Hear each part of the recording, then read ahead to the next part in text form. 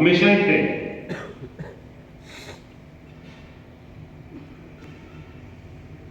आदिकाल से लेके पृथ्वी पे कोई विश्वगुरु बना है तो हमारा देश ही बना है, हम लोग ही हैं, ऐसा बहुत लोग मानते हैं। कुछ लोग ऐसा मानते हैं कि हम लोग कतार पे हैं विश्वगुरु बनने के, और बहुत बड़ी मात्रा में ऐसे लोग हैं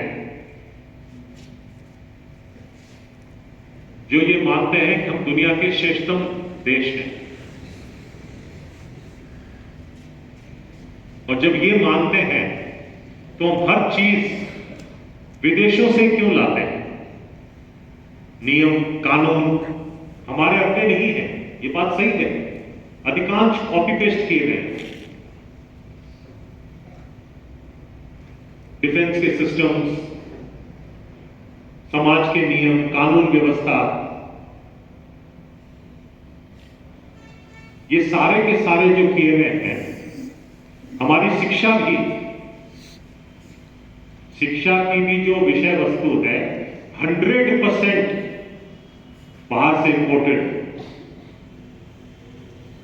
मैं बहुत बड़ा स्टेटमेंट बोल रहा हूं, ध्यान से सुनिएगा। शिक्षा की जो विषय वस्तु है 100% बाहर से इंपोर्टेड है। विषय वस्तु की बात कर रहा हूं,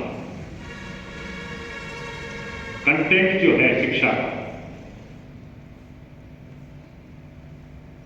ये ऐसा क्यों है, ये आपका प्रश्न है। तो पहला जो उत्तर है कि व्यवहारिक रूप में ऐसा क्यों है, क्योंकि शिक्षा का विषय वस्तु ही हमारा इंपोर्टेंट है। हमारे आधुनिक शिक्षा में जो आप लोग कहीं पर भी पढ़ाई कर रहे हैं, उसका कोई विषय वस्तु हमारी परंपरा से जुड़ा हुआ है ही नहीं। न वेदों से, न पुराणों से, न उपनिषदों से, न अन्य गीता से, न कोई और शास्त्र से।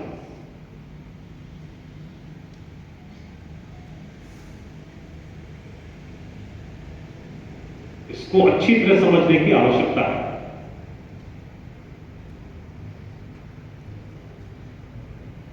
जो पेडागॉजी बनी हुई है,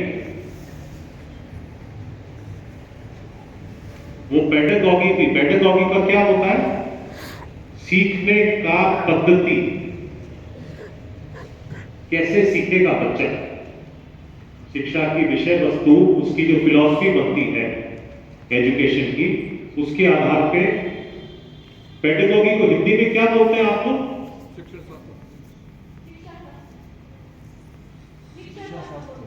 शिक्षा शास्त्र।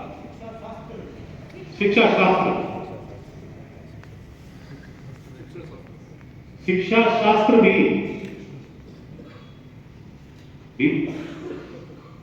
स्कूल का स्ट्रक्चर कैसे होगा, एग्जाम हर रोज हर सब्जेक्ट का एक पीरियड ही क्यों है? भी ऐसा भी तो कर सकते थे ना कि एक बच्चे को एक महीने एक ही सब्जेक्ट पढ़ाओ, फिजिक्स पढ़ाओ, फिर अगले महीने दूसरा सब्जेक्ट पढ़ाओ। ऐसा क्यों हुआ कि रोज एक एक सब्जेक्ट का एक एक पीरियड ऐसा करते हैं?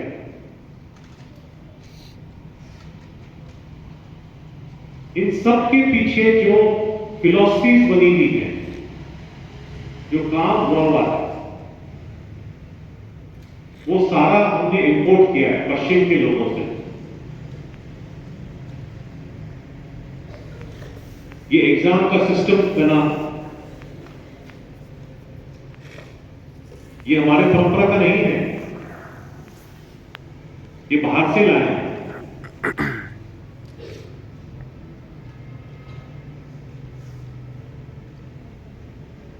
पहली बात ये माननी पड़ेगी कि ऐसे बहुत सारे क्षेत्र हैं जिसमें बाहर के लोग हमसे आगे चले गए।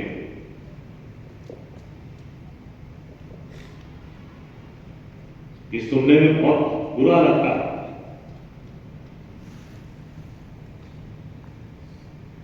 और जिन लोगों की ये मान्यता है कि हम तो हमेशा ही विश्वगुरु थे, आज भी विश्वगुरु हैं,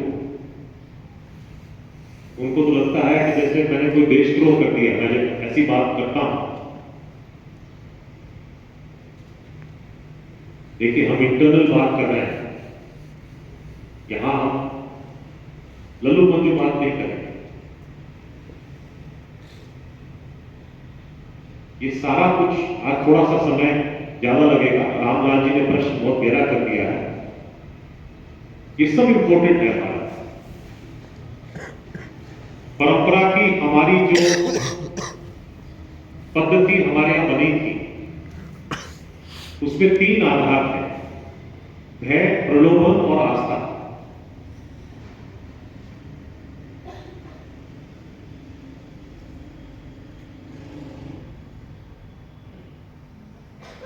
और आधुनिक शिक्षा में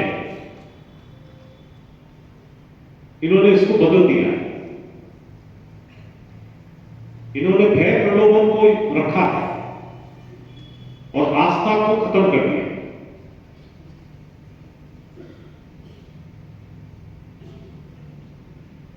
इसलिए इनकी पूरी पेडागॉजी लॉजिक के आधार पे हो गई।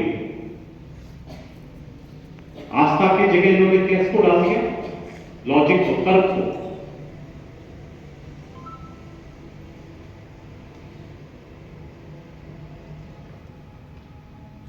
और वो करने के कारण इतने फील्ड हैं जिसमें ये लोग बहुत आगे चले गए। देखिए कुछ उदाहरण लेते हैं, समझने के लिए उदाहरण है, और ये बिल्कुल ऐसा नहीं माना जाए कि मैं परंपरा का विरोधी हूं। ऐसा हो ही नहीं सकता। अगर मैं परंपरा का विरोधी होता तो गांधी विद्या मंदिर के अंदर थोड़ी होता। हमारे शास्त्रों में, आप आयुर्वेद के विद्यार्थी यहां बैठे हैं, पंच महाभूत का सिद्धांत है: पृथ्वी, अग्नि, जल, वायु, आकाश। अब उसमें से एक एग्जांपल लेते हैं कि वायु तत्व का,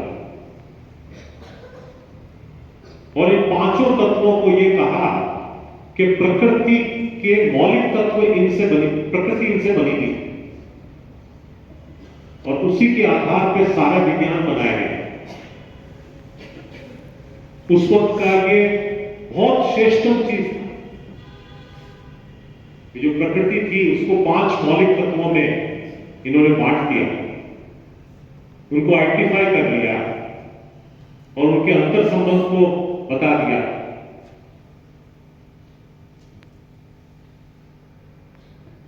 और उसके आधार पर इन्होंने बताया, फिर पंच महाभूत से 3 दोष बनाए।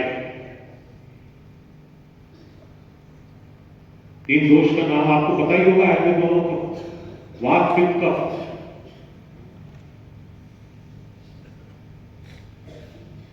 वो क्या है? 5 दोषों के, अलग अलग दोषों के मिलने से ये 5 तत्वों के मिलने से त्रिदोष बन गए। और उससे ये पूरा का पूरा आयुर्वेद का विज्ञान बनाया। और हजारों सालों से ये कर रहा है। अब मानव जाति ने इसके आगे सोचा। अब वो वायु तत्व है, इसको उन्होंने बताया कि वायु जो है वो बहुत सारे गैसेस का मिश्रण है।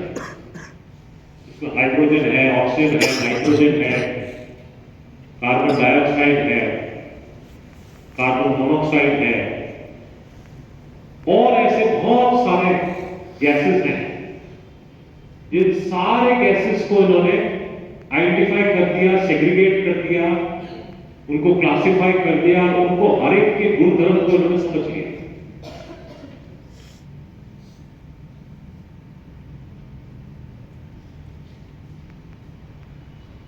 अब ये लोग आगे चले गए,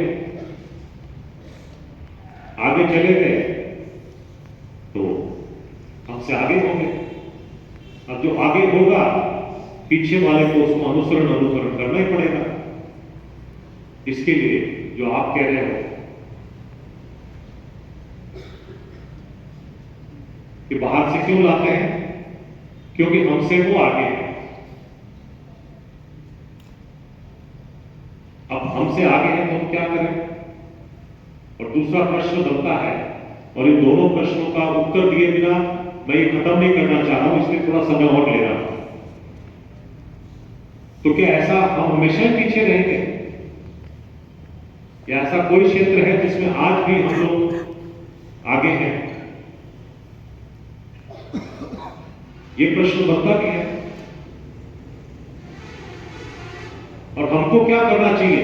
क्या हम जिंदगी भर उनको कॉपी करते जाएं कि कुछ और भी करें?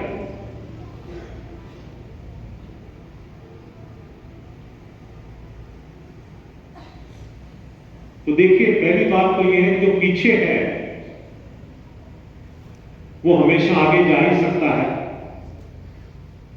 अभी जिनका हम अनुसरण अनुकरण कर रहे हैं वो हजारों हजारों साल से हमारे पीछे थे। ये बात सही है, इसमें कोई शंका नहीं है, कोई डिस्प्यूट भी नहीं है। पर इन्होंने मेहनत ज्यादा की, इन्होंने अपने आप को पिछले 300-400 साल में बहुत सुधारा है, और हम लोगों ने अपने ऊपर मेहनत करना छोड़ दिया। बहुत से लोगों को बहुत सारा कारण है, उनका बोलना बाहर से आक्रमण हो गया इसलिए हम बिगड़ गए। मेरा मान्यता है हम बिगड़ गए इसलिए बाहर से आक्रमण हो गया।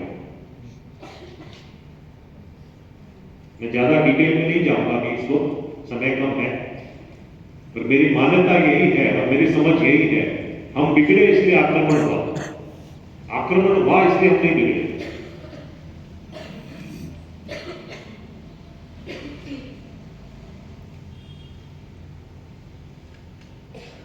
और आगे बढ़ने की संभावना ही है, हमारे हमेशा बनी रही।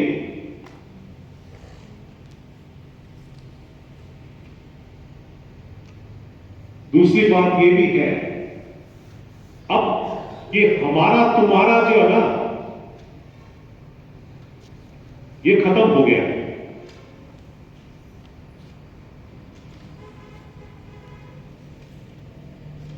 जिस भौगोलिक स्थान से कोई विचार कोई व्यक्ति प्रतिपादित करता है, उसके आधार पे हमारा तुम्हारा कहने का जो ये परंपरागत तरीका है, इसका आधार खत्म हो गया।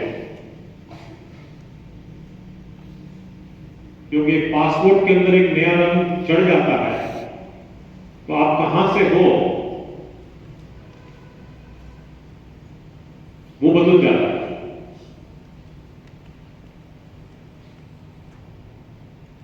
वो जमाना गया। अब जो जमाना है साथ मिलकर काम करने का। शिक्षा वैश्विक मुद्दा है, और खाली बाहर से आया इसलिए खराब है ये सोचना भी गलत है, और बाहर से आया इसीलिए श्रेष्ठ है ये सोचना भी गलत है।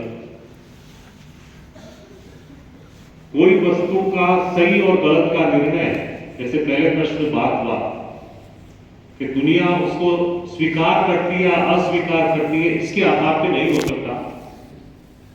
तो किस भौगोलिक क्षेत्र से वो विचार या वो वस्तु आई है, इसके आधार पे उसका सही गलत का मूल्यांकन करना ये भी गलत है। जो सही है वो सही है। देखिए, हमारे परंपरा में बहुत सी जगह पे एक विरोधाभास है। जैसे परंपरा में एक एग्जांपल आपको दे रहा हूं, ये इसको अन्यथा ना लिया जाए। हम एक तरफ बोलते हैं सत्यम शिवम सुंदरम, कि सत्य जो ना शिवम है और सुंदर है, और वही व्यक्ति कुछ देर बाद ये बोलता है कि सत्य कड़वा होता है।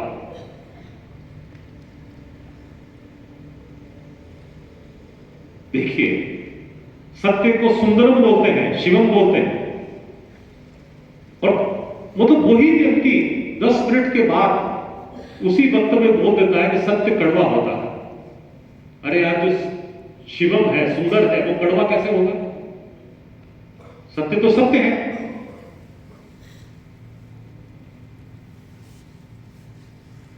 सत्य मतलब जो है, इस तरह के बहुत सारे हैं। कोई बहुत सारा इनको गिनाना और इनके ऊपर बहुत चर्चा करने से नहीं है, पर हमको ये समझना पड़ेगा कि हमारे कुछ लिमिटेशंस रहे हैं।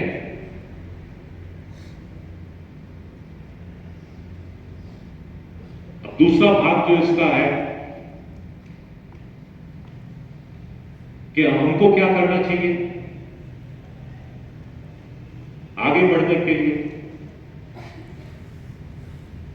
तो हमको नया विचार, आगे का विचार करना पड़ेगा, आगे का आचरण जीना पड़ेगा। ये तो हमारे बाप दादाओं ने निर्णय ले लिया था कि हमारा जो है पर्याप्त नहीं है।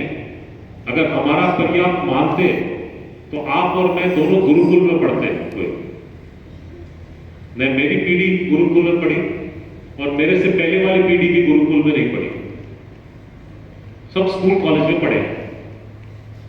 तो ये निर्णय तो 4 पीढ़ी पहले हो गया है।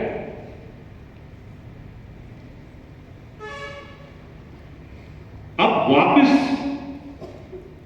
जाना संभव नहीं है। जैसे कई लोग पर्यावरण का जो समस्या होती है, उनकी जो बात सुनते हैं ना, तो ऐसा लगता है कि वो चाहते हैं कि जंगल युग में वापस चला जाए मानव जाति, शिला युग में वापस चला जाए। अब ये संभव है क्या कि मानव जाति शिला युग में चली जाए? वैसे ही जिस चीज को हम उससे आगे बढ़ चुके हैं, अब वहां वापस जाना संभव नहीं है। इसका मतलब यह नहीं है कि हमको विरोध करना है, उसका उपहास करना है, उसका मजाक उड़ाना है, पर हमको उसके आगे का अनुसंधान के ऊपर जाना पड़ेगा।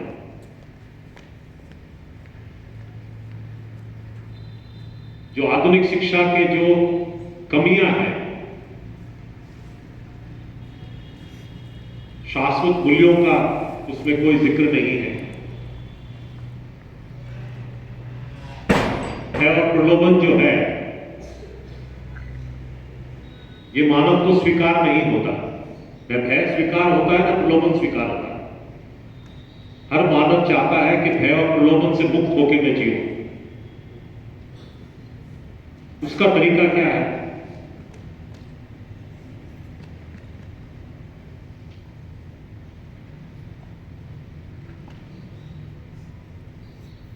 आस्था जो है,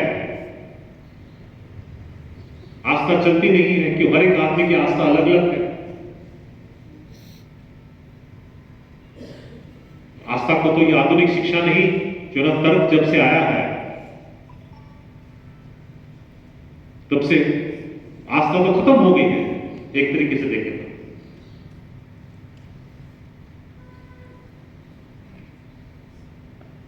अब तर्क से आगे की चीज क्या है? अभी की जो आधुनिक शिक्षा ये कहती है कि तर्क सर्वोपरि चीज है। मेरा एक प्रश्न होता है कई बार, जैसे कि इस टाइप का डिस्कशन जब होता है ना, तो मैं कहता हूं आपको कौन सा रंग पसंद है? तो कोई बोलता है हरा रंग पसंद है, दूसरा बोलता है नीला रंग पसंद है, कोई बोलता है पीला रंग पसंद है। मैं इसका तर्क क्या है? क्यों ऐसा है कि अलग अलग आदमी को अलग अलग रंग पसंद है? या किसी को खाने में जलेबी पसंद है, किसी को फल पसंद है, किसी को कुछ और पसंद है, ऐसा क्यों है?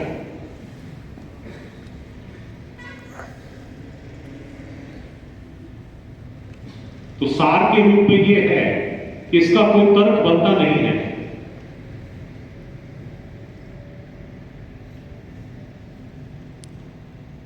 उसका कोई तर्क बनता नहीं है।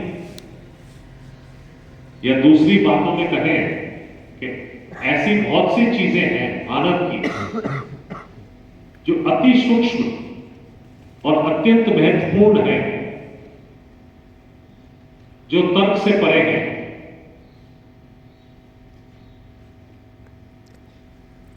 दूसरी शब्दों में कहा जाए, ये चीजें जो हमारे लिए सबसे ज्यादा महत्वपूर्ण है, वो तर्क से नहीं समझाया जा सकती। तो ये क्या है? इसका आधुनिक शिक्षा में कोई प्रावधान नहीं है।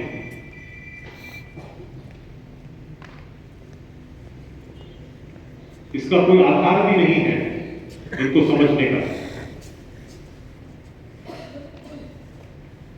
ये मैं कुछ बिंदु रख रहा हूं यहां पे, क्योंकि ये बोलना कि पश्चिम वाले बहुत आगे हैं और हम पीछे हैं, इसका तो एक मतलब ये हुआ फिर हम हमेशा गुलाम रहे, हम आगे क्या करें? हमको उनसे श्रेष्ठ कुछ विचार हमको लेना पड़ेगा।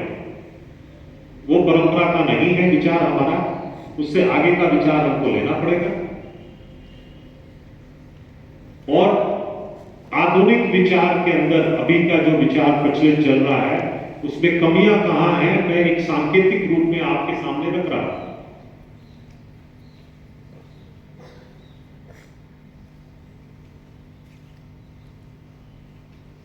तर्क के आगे की वस्तु जो है वो हमको रखना पड़ेगा। वो तर्क के आगे की वस्तु एक संकेत के रूप में मैंने रखा कुछ बिंदु। इसको बोलते हैं इच्छा। मानव की इच्छा क्या है, या चित्रण दूसरा भाषा उसकी बनती है, वो तर्क से ऊपर की चीज है।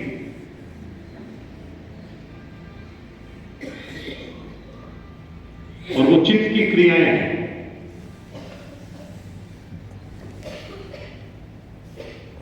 ये आधुनिक शिक्षा नहीं डिफाइन कर पा रही।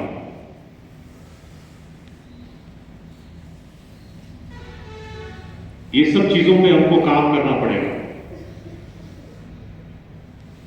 और इसी के ऊपर हमारा गांधी विद्या मंदिर का जो छत्तीसगढ़ का कैंपस है, वो इसी मुद्दे के ऊपर काम कर रहा है जो आप प्रश्न कर रहे हैं। उसके पीछे उद्देश्य ये नहीं है कि हमको पश्चिम को पीछे छोड़ना है, हमको मानव जाति को आगे ले जाना है। अब कोई भी विचार जो है ना, एक जाति, संप्रदाय, भूगोल विशेष का सीमित रहे, ये पर्याप्त नहीं है। अब कोई भी विचार है पूरे विश्व के लिए, पूरी जगत के लिए, पूरी पृथ्वी के लिए, सब मानव के लिए विचार होगा, वही चलेगा।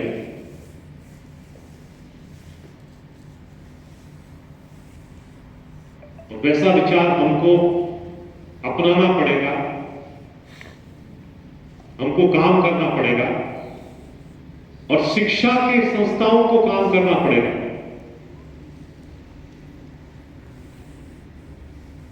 तब हम लोग आगे बढ़ेंगे और पूरे मानव जाति के लिए एक उदाहरण पेश करेंगे, ताकि हमारा जो आचरण आज है वो दुनिया के लिए अनुकरण, अनुसरण योग्य बन जाए। जैसा हम और लोगों का आचरण आज अनुसरण, अनुकरण योग्य पा रहे हैं, उसी के आधार पर कॉपी कर रहे हैं।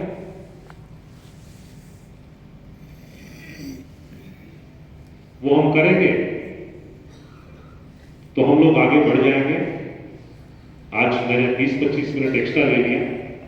ये मेरा बहुत बड़ा प्रश्न रामलाल जी ने किया है। मेरा साधुवाद है उनको कि उन्होंने इतना गहरा और इतना बड़ा प्रश्न जो है इनके मन में आया। अगले महीने